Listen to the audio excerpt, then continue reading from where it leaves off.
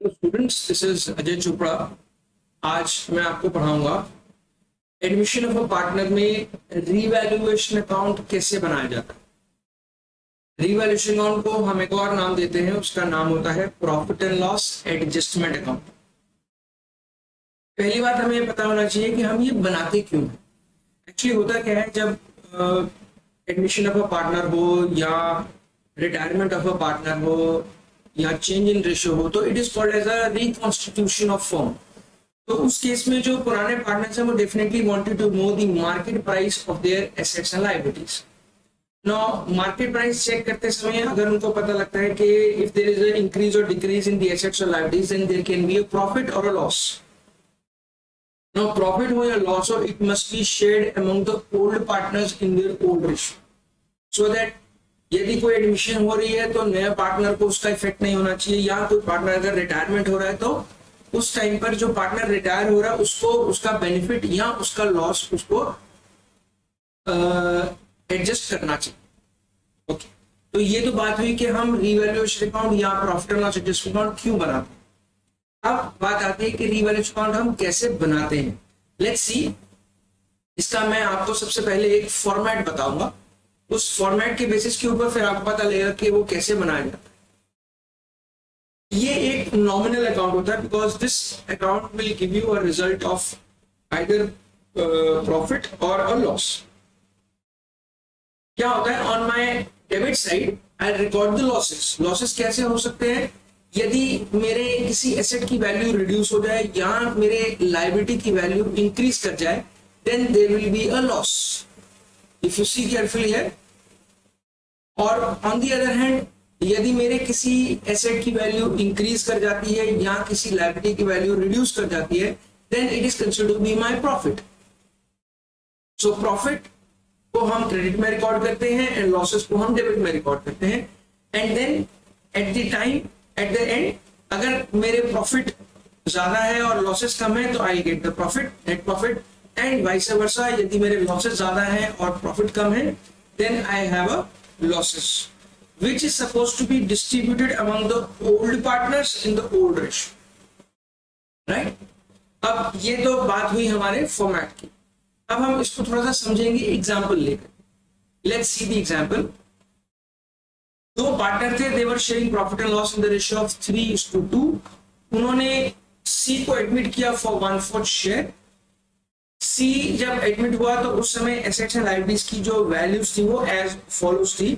आपको old values दी हुई थी, आपको न्यू वैल्यूज भी दे देंगे। इन दोनों का जो डिफरेंस होगा वो हम रीवैल्यूएशन अकाउंट में रिकॉर्ड करेंगे। जैसे बिल्डिंग की पहले वैल्यू थी 1 लाख, प्लांट की 50,000, फर्नीचर की 10,000, डेटर्स 5,000।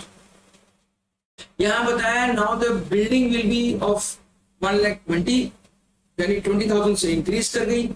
प्लांट 45,000 यानी 5,000 से रिड्यूस कर गया। Plant furniture to be depreciated by 10%। And then आपने रिजर्व क्रिएट करना है on debtors of 5%। They are telling you to prepare revaluation. Let's see हम रीवैल्यूएशन कैसे बनाते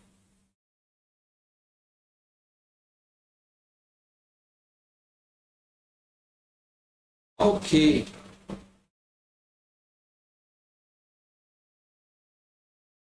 ये डेबिट साइड, ये क्रेडिट साइड, ये हमारे अकाउंट का नाम कॉल्ड एज रीवैल्यूएशन अकाउंट। मैंने कई बार देखा स्टूडेंट्स ये नाम ही नहीं लिखते, मतलब it is as good as it there is a house but there is no number of the house. So kindly record the name of the account. अब यहां हमने देखा कि हमारी जो बिल्डिंग है वो हमारी एप्रिशिएट कर गई थी 20,000 से। आई right by building rupees 20,000. Then my plant was reduced to the plant was reduced by 5,000. अगर आप थोड़ा सा ध्यान से देखें तो यहाँ पे 5,000 से रिड्यूस कर दिया। फिर उन्होंने बोला कि फर्नीचर को आप 10% पर डिप्रिशिएट कर देंगे, तो टू फर्नीचर 1,000 से रिड्यूस हो गया। उसके बाद हमने लिखा to reserve for bad debts 5000 का 5%, यहाँ देखिए 5000 का 5%, विच इज 250, और कोई ट्रांजेक्शन नहीं है, इसलिए मैं इसको क्लोज कर दूंगा। This is 20,000, this is also 20,000. I get the balance here, which is 13,750. So this is to profit transfer to A and B in their old ratio, which is of 3:2. उसमें आप divide कर दीजिए, you will get the revaluation का account, right? और example लेते हैं so that आपको और थोड़ा सा ज्यादा बेटर क्लियर हो जाए। At the time of admission of X, the assets and liabilities of R&D were as follows. Building 2 lakh की थी, now it is to be appreciated by 10%. Plant 1,50,000 का था, अब it is valued at 1,40,000, यानी 10,000 से reduce कर गया। Debtors आपके पास पहले 30 के थे और अब आपके जो डेटर्स हैं वो 5,000 बैड डेट हो गए। स्टॉक पहले 66,000 का था, उन्होंने बताया that it was over valued bye 10%। यहाँ पे ध्यान से देखिएगा, इट वाज ओवर वैल्यूड, क्योंकि ये ओवर वैल्यूड है इसलिए मुझे इसे रिड्यूस करना पड़ेगा, मतलब मुझे डेप्रिशिएट करना पड़ेगा। फिर उन्होंने बताया कि liability on account of workman compensation to be created to the extent of 10,000। So this is a new liability which you are supposed to create, therefore this will also be recorded in the revaluation. Okay, हम revaluation का account कैसे बनाएंगे देखेंगे अभी इसको। ये revaluation account, this is your credit side, this is your debit side. यहां पर मैंने लिखा पहले बाय बिल्डिंग ₹20,000, देन यहां मैंने लिखा टू प्लांट ₹10,000, फिर मैंने यहाँ लिखा टू, क्या था हमारा प्रश्न, हाँ plant by debtors, so this is to debtors, this comes out to be 5,000 because 5,000 के बैड डेट्स हो गए थे।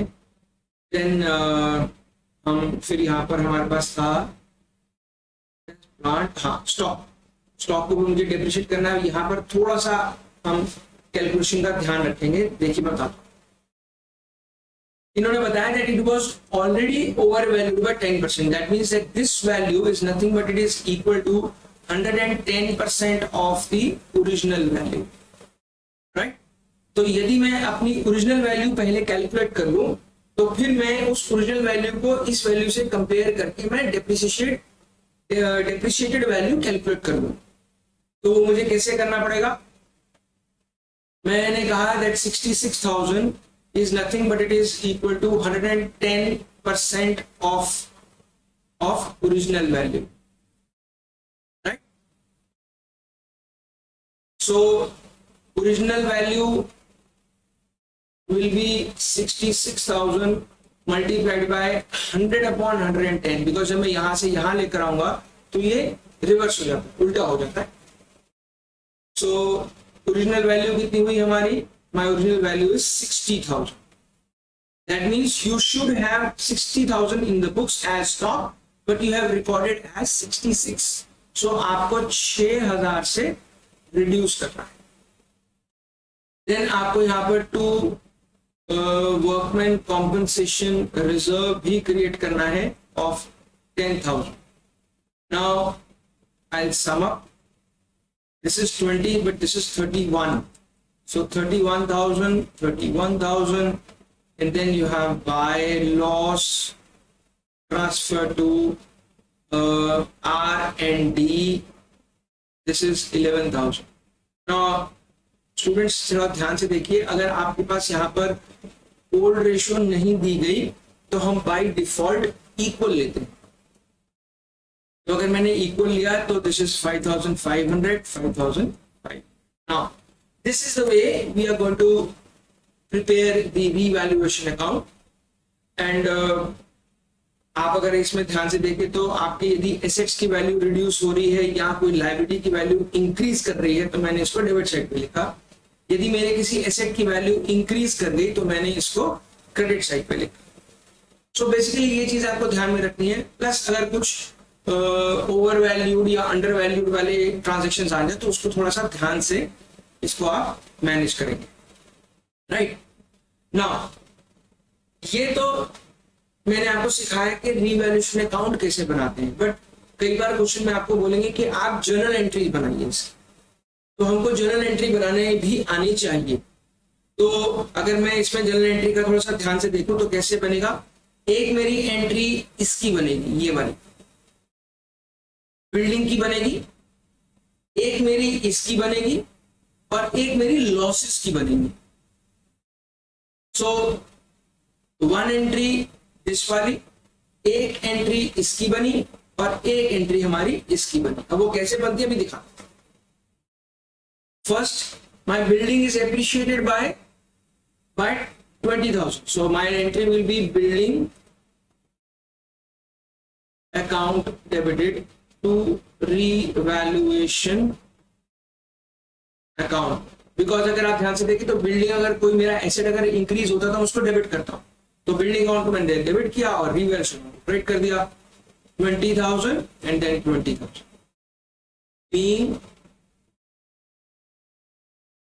building appreciated by 10%। आप ऐसे ही लिख दीजिए, ठीक है, नरेशन जरूर लिखते हैं।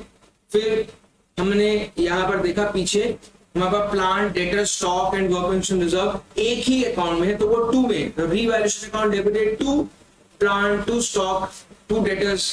तो मैंने करा यहां पर revaluation account debited to plant account, to debtor account, to stock account, and then to workman compensation reserve account।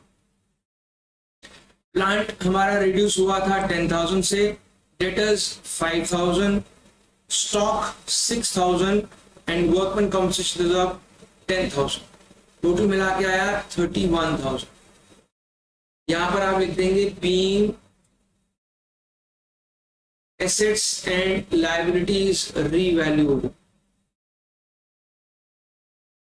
सिर्फ इतना लिखा। फिर हमारी लास्ट एंट्री है प्रॉफिट या लॉस की, ये वाली दिस एंट्री। अब R&D डेबिट होंगे और रिवैल्यूएशन अकाउंट क्रेडिट हो जाएगा। So my entry will be R's capital account debited, E's capital account debited to revaluation account. The value is here 11,000. Now how I got the 11,000? Revaluation यहाँ पर debit हो रहा है by 31 and credit हो रहा है by 20,000, तो दोनों का जो डिफरेंस है वो 11,000 क्रेडिट हो जाएगा एंड 5,500 इधर आ गया, 5,500 ये हो गया। अगर ये क्योंकि लॉस है तो मेरी एंट्री जनरल नरेशन होगी being loss transfer to partners capital account। That's so ये हमारे जर्नल एंट्री बनाने का तरीका है। सो अगर आप ध्यान से देखें तो हमने एक एंट्री ये बनाई, दूसरी एंट्री ये बनाई और तीसरी एंट्री ये बनाई। सो स्टूडेंट्स इस बात का ध्यान रखना, यदि आपको जर्नल एंट्री बनाने को बोले तो आप मैक्स टू मैक्स 3 एंट्री बना सकते हैं या कम से कम 2 एंट्री बने। Am I right? So यहां पर मैंने इस टॉपिक को मैं खत्म करता हूं बिकॉज अब इसके बाद और कुछ ज्यादा है नहीं। लेकिन हाँ, अगर आपको कोई प्रॉब्लम हो या कोई डाउट हो तो आप you can WhatsApp me on the number 9810123857। आप इस नंबर पर मेरे को व्हाट्सएप कर दीजिए। I definitely get back to you and I clarify your doubts. So if you like the video, if it is helpful to you, then kindly like it, subscribe it, and thank you for watching the video.